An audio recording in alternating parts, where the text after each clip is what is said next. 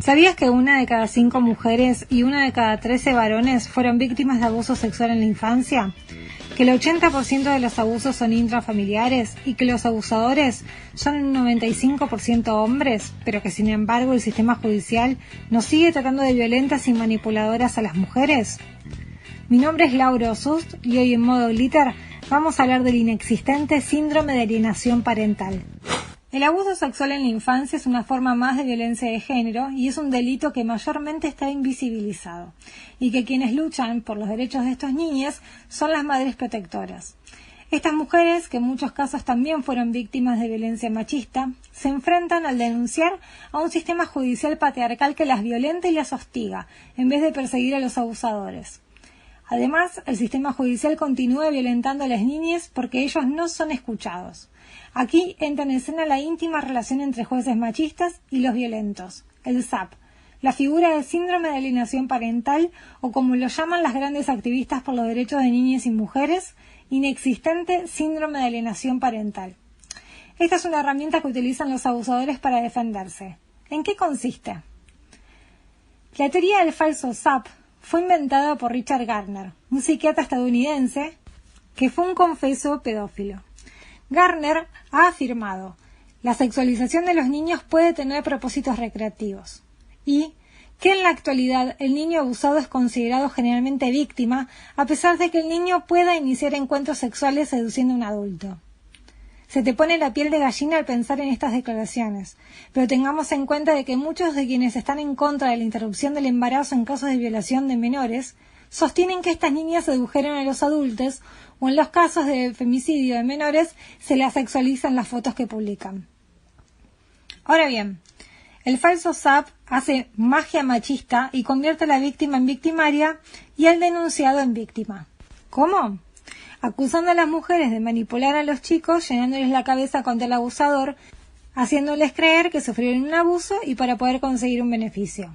Los defensores del falso SAP dicen que las mujeres realizan una operación de programación de sus hijas, ya que según ellos, las madres programan las mentes de sus hijas que luego repiten estos relatos inventados. Entonces, ¿cómo creen que se desprograma a las niñas? Entregándoles su cuidado a sus abusadores, porque afirman que las madres usan los abusos como excusa para una campaña para difamar al padre. ¿Por qué? Por lo usual y supernatural, chiques. Nosotras nos volvemos locas cuando nos deja nuestro amor. Ese amor que nos vino a salvar y que seguro perdimos por nuestra culpa y que ahora le vamos a tirar todo el despecho y la bronca que le tenemos a través de nuestros hijos. Porque somos minitas, somos putas a las que nos dejó el macho. Nosotras nunca dejamos. Y como nos falta todo lo que nos daba, entre ellos sexo, por eso siempre somos más mal cogidas, enloquecemos y le queremos cagar la vida y somos culpables. Somos culpables del mal momento que el hombre vive, pero también de nuestro destino. Todo esto forma parte de ese mito del amor romántico, que relatado así, vieron que ya no es tan simpático, ¿no? Bueno, todos estos estereotipos machistas sostienen al SAP.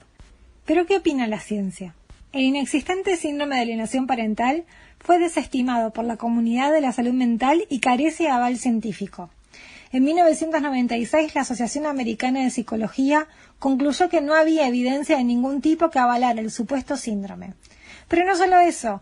En Argentina, las cámaras de diputados y senadores se han manifestado en 2018 en contra de la utilización del síndrome de alienación parental y otros diagnósticos mentales o psiquiátricos no nomenclados, cuando presentaron un proyecto de reforma del Código Procesal Civil y Comercial de la Nación y el Código Procesal Penal de la Nación.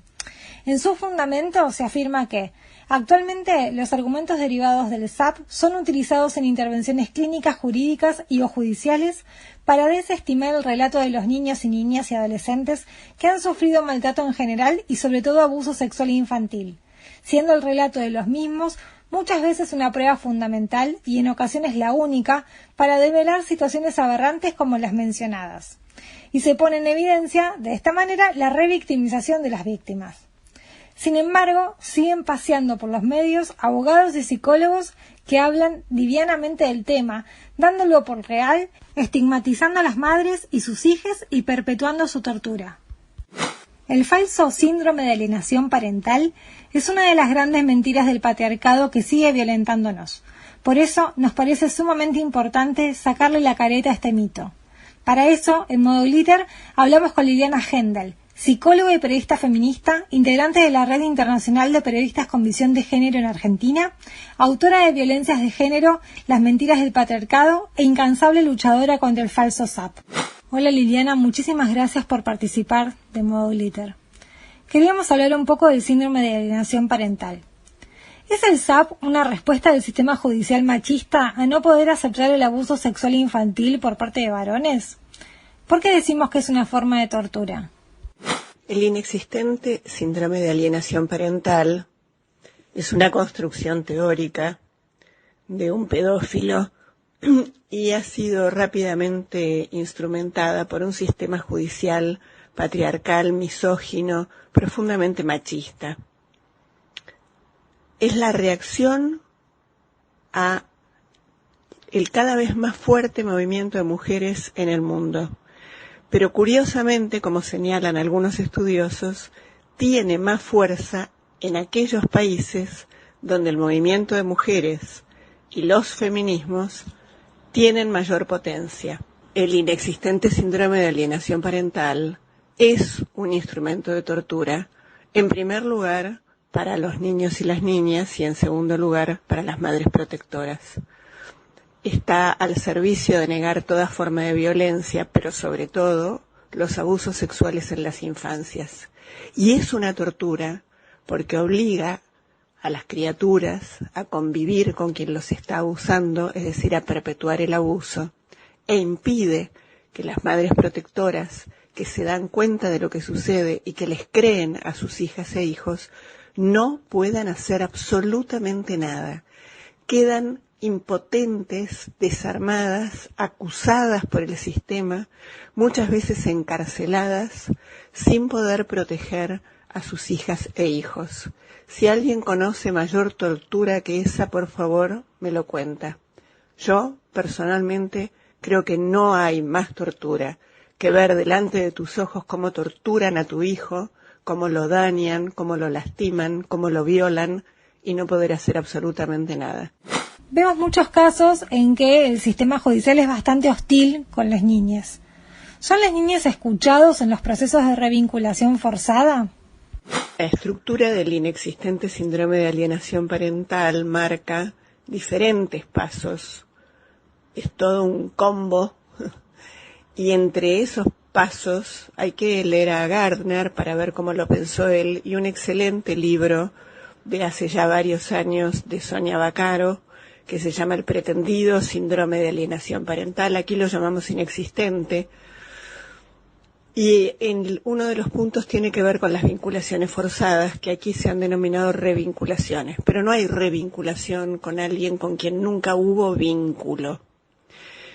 La posibilidad de que un juez, jueza, ordene y exija, sin escuchar lo que las niñas, niños dicen y a sus madres protectoras, es sin ninguna duda un ejercicio puro de la crueldad, violencia institucional.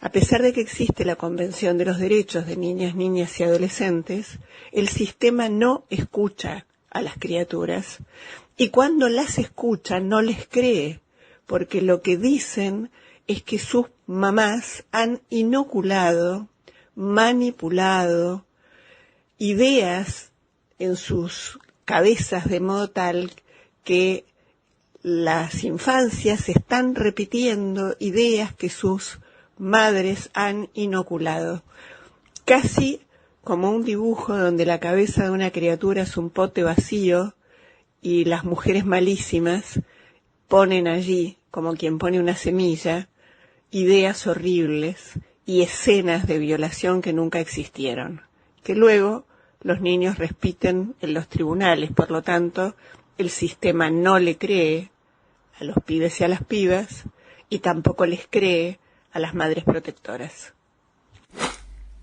En los últimos días hemos escuchado hablar en medios hegemónicos sobre el falso SAP y hasta hay quienes hacen coaching para padres que sufren por el SAP, entre comillas sufren.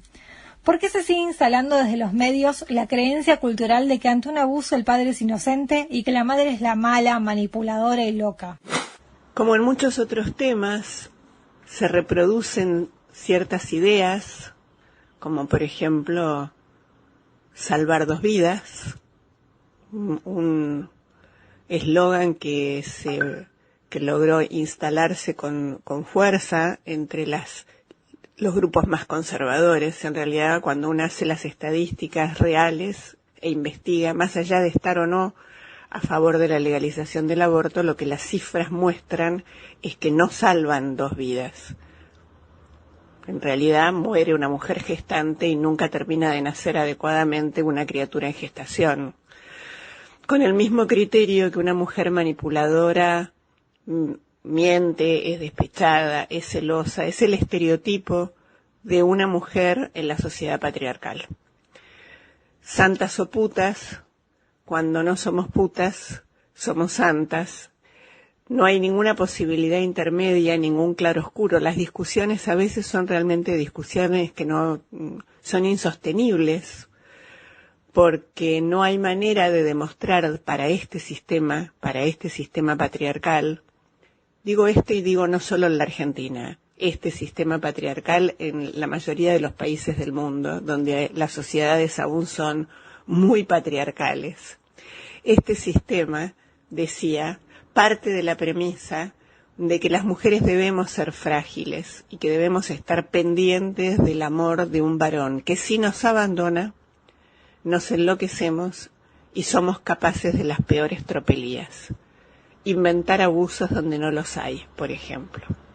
Este mismo sistema, que es el mismo sistema que protege a los curas abusadores, de ninguna manera acepta que haya varones que abusan sexualmente de sus propios hijas e hijos, o que les pegan, o que los dejan sin comer, o que no pasan la cuota de alimentos. A las mujeres les creen cuando son cadáver.